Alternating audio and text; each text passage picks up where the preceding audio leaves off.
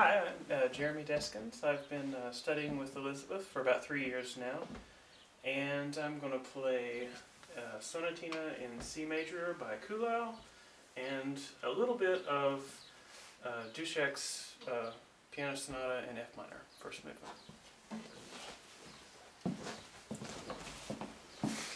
Thank you.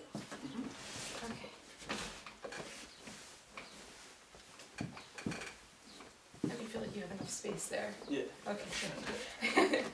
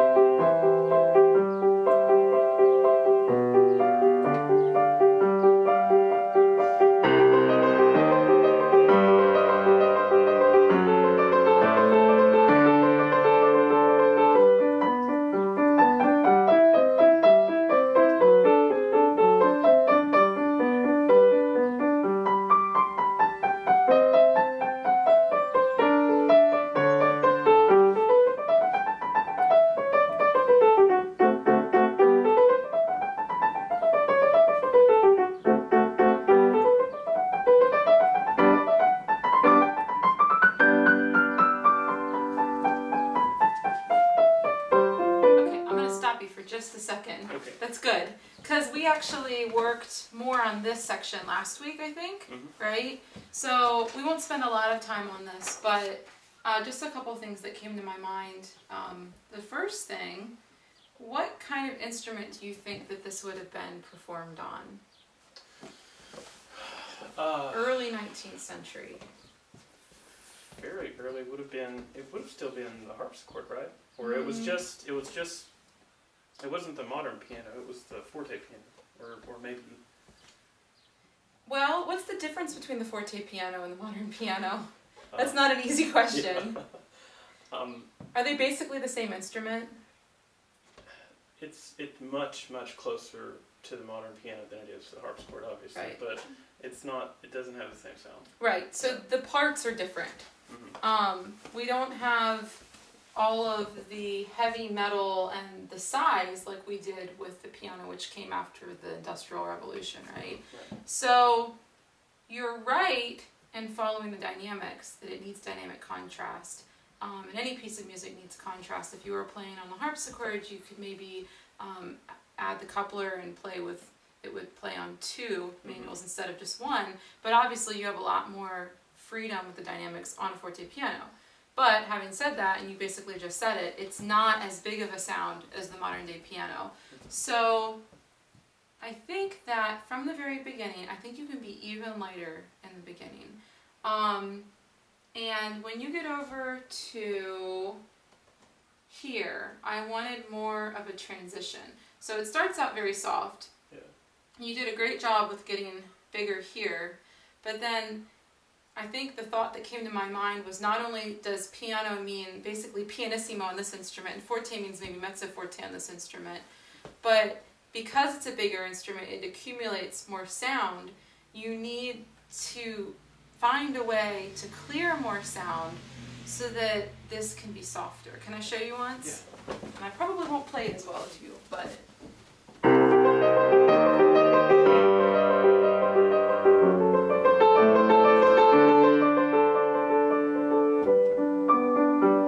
Sorry.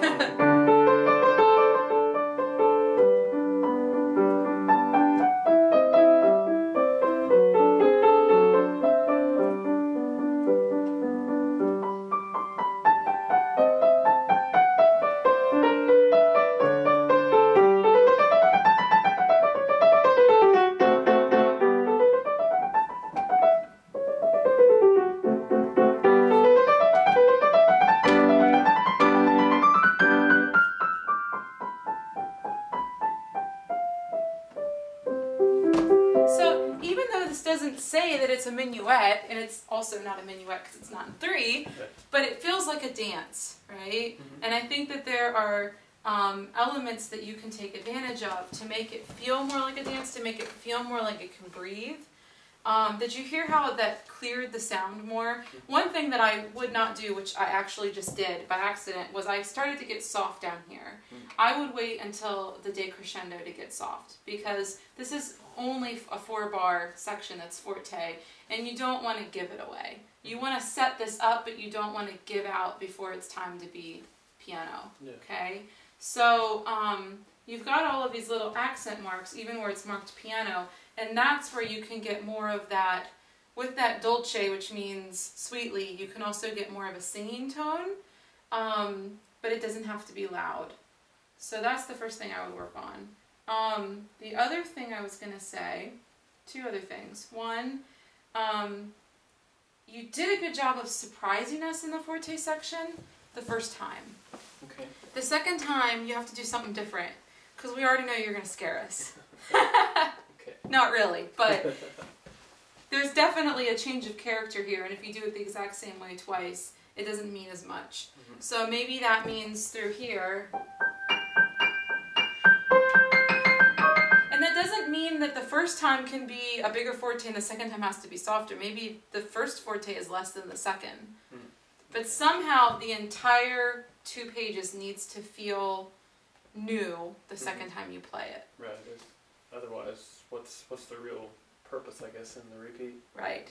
And the more you work on a piece from memory, the more you run that risk of it starting to sound monotonous, because there's a certain amount of living with a piece over and over, and that's why we always want to practice in different ways so that it doesn't get stale. Yeah. So even though you know that that surprise is coming, you need to play it in a way that still makes it surprising, but that doesn't make it sound like you already knew it was going to be surprising. Yeah. So, alright, now, on the one more thing. On these scalar passages, what do you think you could do to be more comfortable? I'm sure that me standing 2 inches from you and there being a recorder going is making it harder, but what can you do to make this feel easier? And I'm gonna steal tempo. I'm gonna say that one. Yeah. Maybe it can slow down a little bit. It does need to be allegro, and the whole thing needs to be the same tempo. But I think you could probably just play on the underside of allegro instead of at the top end of it until you're more comfortable. But there's something else.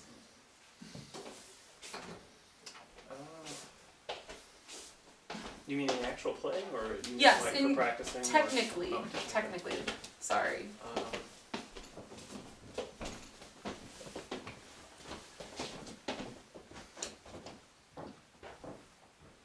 Why don't you play just that little section? Okay.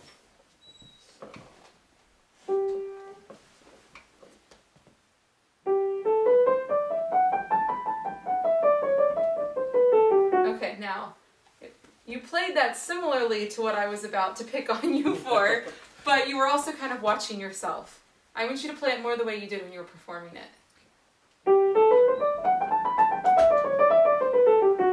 Okay, now, there was a positive and a negative that I think came out of that. You played it closer to the performance tempo, and whenever you play something faster, it's easier to feel the longer melodic line, right? It's easier to feel how you're going to shape it. The disadvantage, of course, is that it's harder technically. What I wanted to suggest is that you don't have tiny little Charlie Brown fingers like I do, which actually makes passages like this easier sometimes because it's easier for me to stay close to the keys and keep my fingers curved and my hand closed, because if I don't, I'm not going to be able to reach anything. Yeah. It's got to be closed to be relaxed. It's the same thing for you, but you've got bigger hands, so sometimes it's harder when you have bigger hands to play little fast passages like that without feeling like you're stumbling over your fingers. So a couple of things I'd like you to review in how you're practicing it. Are you close to the tips of the keys, or are you going in towards the black keys more? Probably more towards the black keys. Okay. Yeah. And I noticed that, and I'm exaggerating here, but I noticed that you had a little bit of what we call them flying fingers with the little kids. Yeah. They weren't quite that bad. When little Kiara plays, her fingers are like this, and it looks like a lot of hard work, and we're working on that. Part of that's because they're so little, their muscles aren't fully developed, and so it takes a while for them to learn how to control their arm and their wrist and all that. But you can be closer to the tips of the keys, and you can, not just in terms of coming out more, but pretend there's like a blanket or something over your hands that you're not going to be allowed to come high away from the keys like this. Okay, so even though we want everything relaxed, you need the motion to be smaller. It needs to be relaxed, but then concise. Yeah. Does that make sense? Mm-hmm. Practice it from slow to fast, just listening to how smoothly you can play it. Because that's gonna, I think they go hand in hand. The more legato that you're gonna play, the longer the notes are gonna be. Not slower, but they're gonna be longer and more connected. And to do that, you have to be closer to the keys.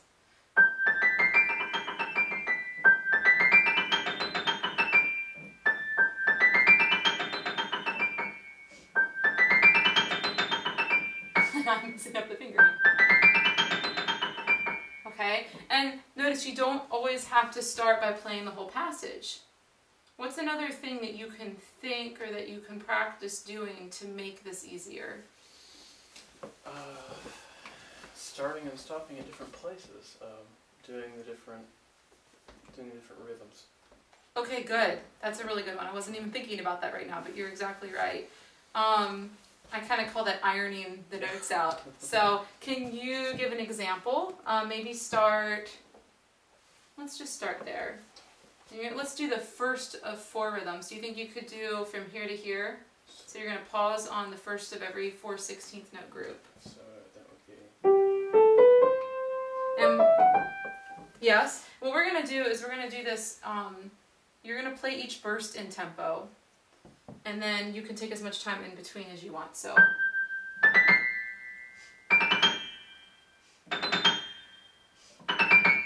And notice I breathe on the downbeat so that I can still feel it even though I'm tying it. Does that make sense? Yeah.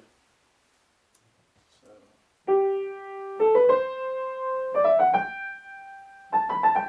Oops. That one, G. Good. Do that one more time. Wait until you really hear it. There you go. Was that easy? Mm-hmm. Was it easier or was it easy? Easier. Okay, let's go for easy.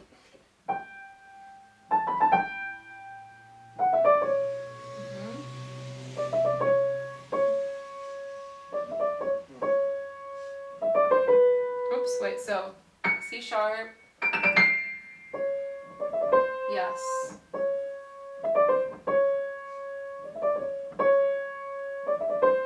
Now, can you tell me what's challenging about practicing this way? And that's actually probably the easiest of the 4, isn't it? Because we're used to hearing ta ta ta ta ta ta ta ta ta ta ta. When we start getting into the 2 and the 3 of the 4 rhythms, ta ta ta ta ta, 3 4 1 2, 3 4 1 2, it's very unnatural, and we have to play it like it sounds like it's supposed to be written that way, even though it's not. So what's the benefit of practicing that way? Why would we want to change the rhythm to a way that we're never going to play it? I guess if you only practiced it one way, you would have only certain areas where you could start and stop, and if you get stuck in the middle of a segment, it would be difficult to, I don't know, pick yourself back up. Okay, so, but now let me clarify for a second, because you're right, but I think in this context, if you have a memory slip, I can almost guarantee you're not going to start on the second or the third 16th note. Right. So there's other ways we can practice that will help with that too, like starting at logical beginnings of sections, but not always starting at the first section, right? So that you know that if you get lost on these 2 pages, you don't have to go all the way back to the top of the first or the second page. Right. So you're right about that. Technically, how does practicing in rhythms help? It helps you to connect each section in different ways. Like you're thinking about connecting these 8 notes, but in different ways, and they feel different each way you practice. Okay, so actually, you took my Sunday school lesson from me. I was going to go that one second. It changes the way you hear it, right? If you only hear it one way, and this goes for a multitude of different ways that we can practice, hands alone, hands together, just the bass and the melody.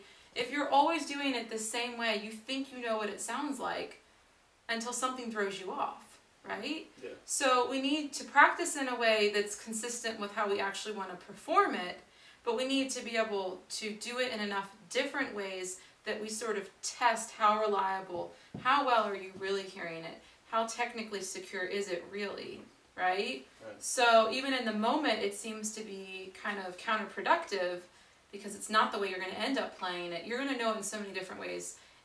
And to jump back a step from what you said to what I was going to say before that, it evens out, I think, bumpy spots. If you know that you begin on your thumb, but if you can do, well, let's see, this is a bad starting rhythm.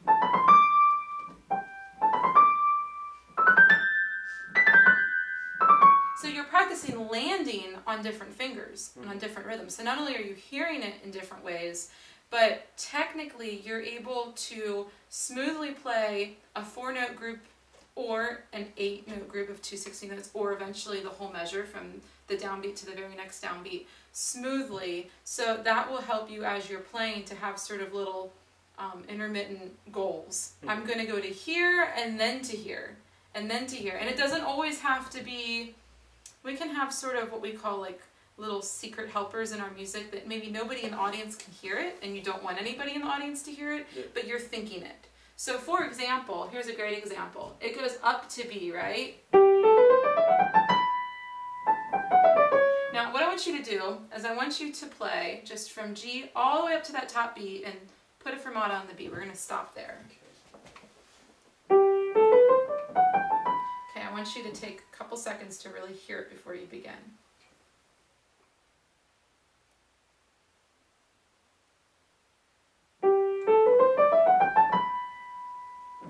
What'd you think? You think it can be easier? Let's try something. Let's try starting, let's see. We have backwards practicing that helps too, right? So our goal is to go to the B. So maybe...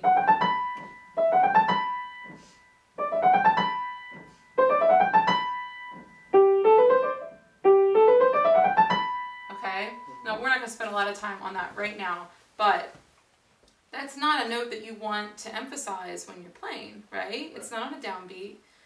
It's on the and of beat 3. But if as you're playing you can think and then to B and then down, it's going to help you feel calmer in your technique because it still divides up the phrase, okay? So you can sort of, there's sort of like secret breaths that we can put in the music where you feel like you can mentally breathe, you can, but the line still feels unified. Yeah. Okay, good. Do you have any questions about this one? Anything that you're still concerned about? No, not particularly. Okay, I think the big thing is, especially as you're memorizing and you're repetitively practicing, make sure that you don't get used to it. Make sure that you're always challenging yourself. What can I do to make this tone completely different? Okay? You were playing something earlier today before we turned the recorder on. I think it was in the Dushek. And it changed to a minor key, and I really liked what you did with the tone. It wasn't just softer, you actually had a warmer, fuller tone. So listen, think orchestrally. Think, okay, this group of instruments is playing this section, and then it switches to forte. What group of instruments might be playing this section? Okay, that kind of left brain thinking, or I'm sorry, right brain thinking, left hand, right brain. So, yeah, let's skip this for right now because we spent a lot of time